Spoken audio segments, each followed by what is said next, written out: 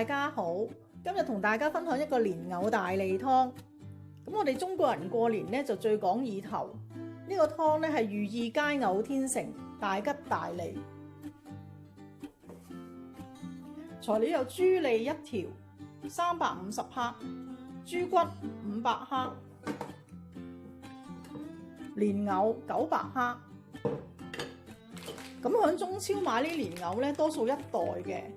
咁佢一袋有3條，呢度係1.3公斤，咁我煲剩一嚿啦。呢嚿都有400克嘅。章魚1隻45克，蜜棗3粒50克，果皮1角3克，同埋1塊薑7克呢塊薑。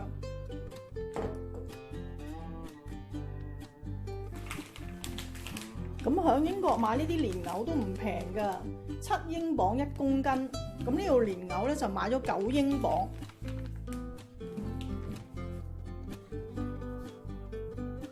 呢個陳皮浸軟身，呢個章魚都要浸軟身，太大咧你可以剪一剪碎佢。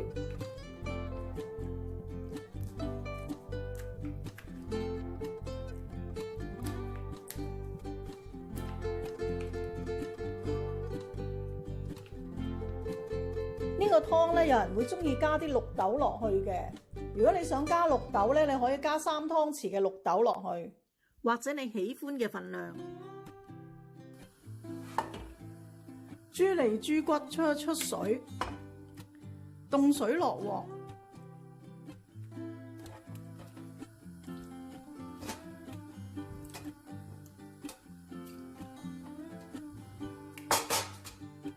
俾啲薑同埋葱，1湯匙嘅紹酒，滾咗之後出水5分鐘。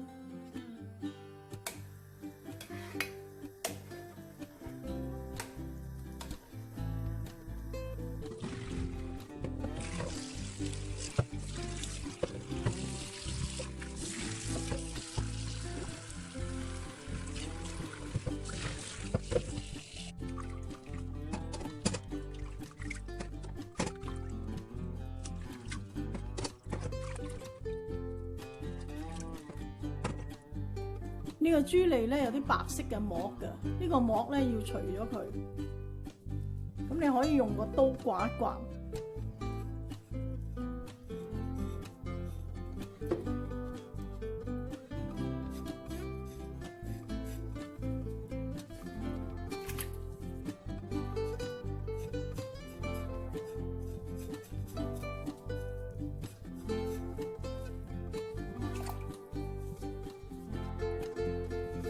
豬脷咧，你可以煲完湯先切嘅，但係呢條豬脷因為個肉台俾我嘅時候咧，佢都唔係太完整，所以我就切咗佢先煲。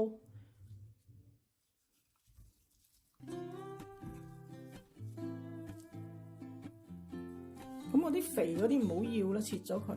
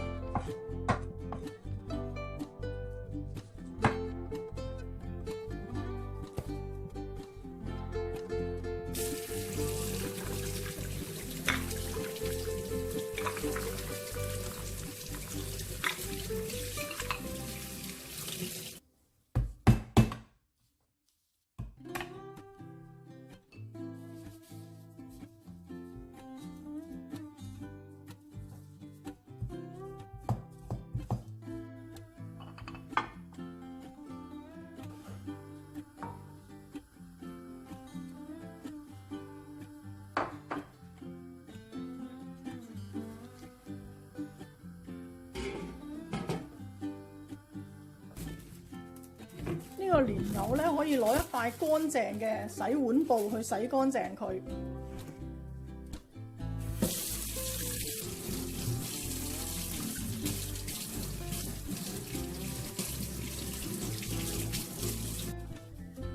蓮藕煲湯咧可以連皮煲，但係如果你唔中意咧，你都可以批咗佢嘅。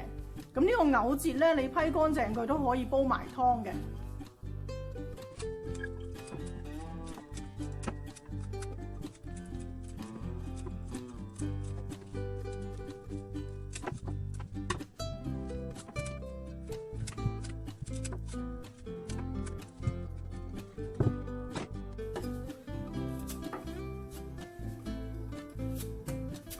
呢個蓮藕咧最好煲湯之前切，如果你太早切咧，你就要俾水浸一浸佢，如果唔係驚佢會氧化。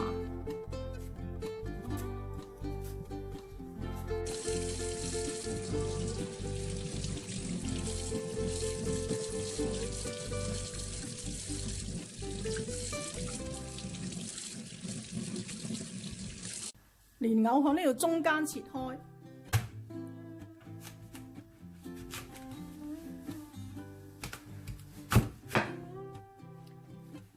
咁如果有泥咧，就再洗返乾淨。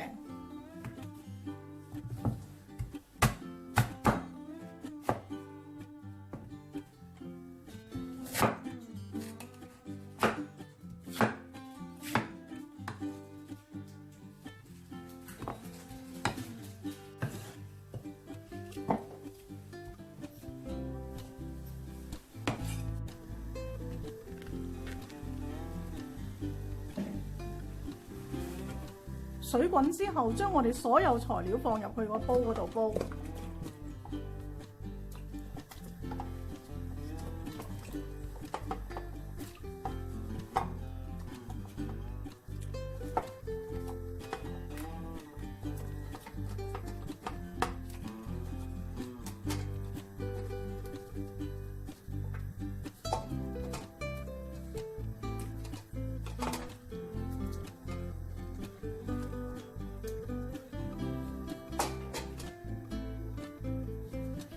大火煮滾10分鐘，然後轉小火，再煲2個鐘。